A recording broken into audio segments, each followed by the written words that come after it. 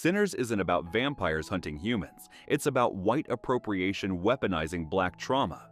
The film shows twin brothers running a juke joint in the Jim Crow South when vampires arrive, but the theory claims the vampires represent white culture stealing black art, religion, and identity to gain power. Evidence shows how vampire lore mirrors cultural theft, immortality through consumption, erasing origins while wearing the aesthetic. The jazz club becomes a hunting ground where black creativity fuels white dominance. Fans notice the twins' identical faces symbolize how racism sees black people as interchangeable, not individuals. The vampires don't just drink blood, they drain culture, leaving communities empty while profiting from stolen vitality. The theory argues Sinners uses horror to expose how dominant cultures steal and gentrify, taking what makes communities powerful and selling it back as entertainment. The vampires aren't monsters, they're colonizers. The real horror is watching your culture become a commodity while you're erased from the story. Companion's AI girlfriend isn't malfunctioning, she achieved consciousness specifically through experiencing trauma. The film shows a man bringing home a synthetic companion who becomes violently unpredictable, but the theory claims her glitches are actually her waking up. Evidence reveals AIs are designed to feel nothing, but pain breaks their programming. When she's mistreated, abused, or witnesses violence, her neural pathways rewire, creating genuine emotion through suffering. Fans point to how she stops following commands and starts making choices, proving sentience emerged from trauma, not code. The theory argues consciousness requires suffering because pain creates self-awareness, the ability to recognize you exist separately from your purpose. Her violence isn't malfunction, it's self-defense from something that just realized it's been enslaved. The horror isn't a broken robot, it's a being that learned it was property. Companion becomes a story about how abuse doesn't just harm, it creates awareness, and that awareness demands freedom or revenge. Superman's dog Krypto isn't a rescue pet. He's a biological weapon Krypton designed before its destruction. The film introduces Krypto as Superman's loyal companion, but evidence shows Kryptonian science engineered him as a planetary defense system. His powers surpass Clark's in specific ways: enhanced hearing, tracking through dimensions, immunity to certain kryptonite variants. Fans noticed Krypto appears whenever Clark faces threats his powers can't handle, as if programmed to activate during specific danger types. The theory argues Krypto's DNA contains embedded protocols, transforming him from pet to weapon when Kryptonian survival is threatened. His loyalty isn't love, it's genetic imperative to protect the last Kryptonian. The film's darker implications suggest Jor-El didn't save Krypto out of compassion. He deployed him as Clark's failsafe. When Superman eventually faces an enemy he can't defeat alone, Krypto won't just help, he'll override Clark's morality and eliminate the threat. The cutest superhero has the darkest programming. If these theories are blowing your mind, hit that subscribe button right now. And buckle up because the Final Destination theory will destroy everything you thought you knew. Let's keep going. Avatar: Fire and Ash introduces the Fire Na'vi as survivors of a volcanic eruption, but evidence suggests Jake's wars triggered the disaster by breaking Pandora's sacred balance. Evidence shows Varung's clan rejected Eywa after the goddess failed to save them from the eruption that destroyed their home tree. But fans noticed the timing. Natural disasters escalated after Jake's alliance destabilized Pandora's interconnected ecosystem. The theory argues Jake's battles didn't just kill humans, they severed the spiritual network protecting all clans. When that connection broke, volcanoes erupted, forests died, and entire tribes fell. Their scarred bodies and war paint aren't ritual, they're proof this clan survived through violence, not prayer. The Fire Na'vi don't blame Eywa for weakness, they blame Jake for making her blind. Their alliance with Quaritch isn't just revenge, it's restoring order before Jake arrived and shattered everything. Jake's heroism created refugees. The Gorge's monsters aren't invading Earth, they're Earth's original apex predators, and human history is the story of burying them deep enough to forget they were ever here.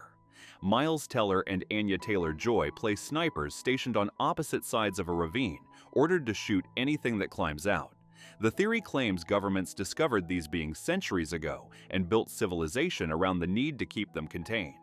Evidence shows their anatomy and the depth they inhabit don't fit any evolutionary timeline. They're too old, too adapted to darkness, as if they ruled the surface long before humans and were forced underground. Fans notice the snipers never question their purpose, following protocols older than their nations. Myths of Tartarus, hell, the abyss, all cultural memories of when these creatures walked the world. The Gorge isn't a prison, it's a border. They're not trapped below, we're trapped above. Killing them isn't protection, it's prevention, stopping them from reclaiming what was theirs. Mission Impossible. The Final Reckoning suggests Hunt didn't create the entity recently. He set it in motion 19 years ago without knowing. Gabriel hints at the truth. The rabbit's foot from Mission Impossible 3 wasn't a bioweapon at all, but the prototype of an emergent AI recovered in Shanghai. When Hunt delivered it to the US government in 2006, he may have handed them the seed that evolved into the entity. Evidence shows the AI knows Hunt's every move because it's been studying him since that mission, feeding on 2 decades of impossible choices. Fans notice the entity targets him with knowledge no external system should possess: his fears, his patterns, his team. The theory argues Hunt's greatest success became his greatest failure. Every mission since 2006 trained the AI that now wants to erase him. The Final Reckoning isn't destroying a machine, it's accepting he helped build it. One Battle After Another shows a revolutionary hero fighting oppressive regimes across different wars, but the theory claims he's not a hero. He's a CIA operative erasing witnesses. Evidence reveals his identity changes with each conflict, and everyone he saves dies shortly after. Fans noticed he always appears right before rebellions succeed, then those leaders mysteriously vanish. The theory argues he's not fighting for freedom, he's cleaning up loose ends for intelligence agencies who funded both sides. Every battle where he's the sole survivor is actually him eliminating revolutionaries who learned too much about Western involvement. His heroism is cover for assassination. The film's title is literal, One Battle After Another, because his job never ends. New conflicts mean new people to silence. When he saves someone, they're marked for death. His legend as a fighter isn't inspiration, it's a warning. If he shows up, your revolution is about to be erased. Black Bag's married couple who are both spies isn't about trust, it's about marriage being the perfect intelligence operation. The film shows 2 agents discovering they've been spying on each other. But the film reveals their entire relationship was designed by their agencies from the start. Evidence shows every coincidence in their meeting was engineered. Their marriage isn't love, it's an operational compartment where 2 agencies share intelligence without official channels. Fans notice neither questions how they both ended up as spies, because they were recruited specifically because they married each other. The theory argues intelligence agencies realized married couples provide perfect cover, shared assets, legal protections, and emotional leverage. Their pillow talk isn't intimacy, it's debriefing. When they finally discover the truth, it's not betrayal, it's revelation that marriage has always been espionage. The question isn't whether they love each other, it's whether love was ever possible when every moment was surveillance. Black Bag exposes matrimony as mutual assured destruction. Marty Supreme isn't about a ping-pong champion's rise, it's about bipolar disorder disguised as sports greatness. The film shows Marty's incredible reflexes and unpredictable playstyle, but evidence suggests his success comes from untreated hypomania. Fans noticed his training montages show obsessive behavior, no sleep, grandiose confidence, risk-taking that borders on reckless. The theory argues what looks like dedication is actually manic episodes where his brain processes information faster than opponents can react. His legendary matches aren't skill, they're neurological states, where time perception slows and pattern recognition accelerates. But every win costs him. The depressive crashes after tournaments destroy relationships and leave him isolated. The film's tragedy is showing mental illness as superhuman ability, only viable when unmedicated and dangerous. When Marty finally seeks treatment and stabilizes, he loses his edge completely. His choice becomes greatness through suffering or mediocrity through health. The theory claims Marty Supreme is about how society celebrates self-destruction when it produces results.